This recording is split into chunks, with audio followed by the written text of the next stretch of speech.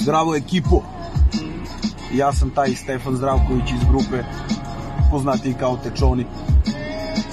Šta da vam kažem o sebi, mnogi me ne znaju, nisam se ni trudio da me znaju, u ovoj priči sam, pa, kaži ga neki rani početci od 2008.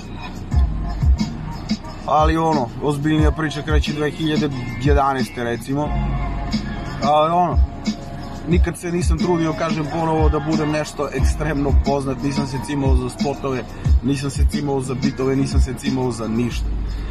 Jednostavno volim to što radim i radim to svim srcem. Znači, rap mi je ono, drugi život, brate, razumeš, no, nikad nisam mogao da budem bez repa, jednostavno. Kako sam upao u ovu priču? U ovu priču sam upao baš bez veze. Znači, ovo kolega moj iz posla, novi kolega, je ono, mi prišli kao ti si Tečoni, da jesam brate, popričamo tu, to je Lazar Razalić, shout out za njega, on je naš producent za 85 Crew Cypher i ovo, malo posle toga sam prestao da radim tamo i kad sam išao da vratim opremu, on mi je rekao, brate, ozbiljna priča, Otvoreni Balkan, trebalo bi 5 da budu, kasnije se to proširilo na 9, to je 9 jer imamo jednu curu. I ovo, ja sam bio u fazonu kao što da ne, za rap sam uvek spreman, za rap sam uvek ono, tu hoću da učestvujem, što da ne, i imam ja tog lika, Zoki, ja mislim da je bio ovaj ex.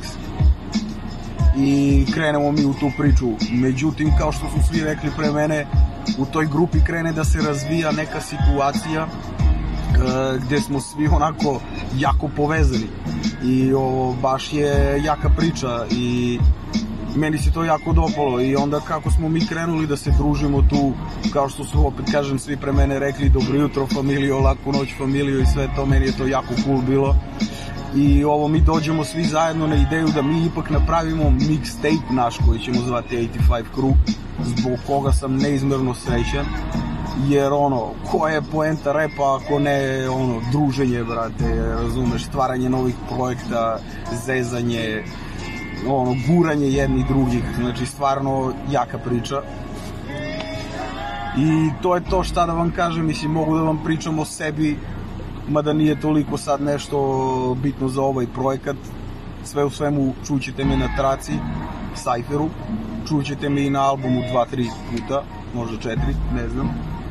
Znači ono, bitovi su izabrani, moji tekstovi su napisani, poslao sam ljudima s kojima želim da sarađujem, neću sada da otkrivam nikog ko će s kim biti, vidjet ćete i sami. Za taj mixtape ćete malo sačekati, ali Cypher stiže uskoro, treba da se snime kadrovi, još par ljudi ostalo da snime kadrove. Tačnije, dok vi ovo gledate, verovatno su svi snimili Cypher, samo što nije izašao. Tako da, braćo, srećni vam praznici, srećna nova godina, donećemo vam jedan show da uživate. Peace out.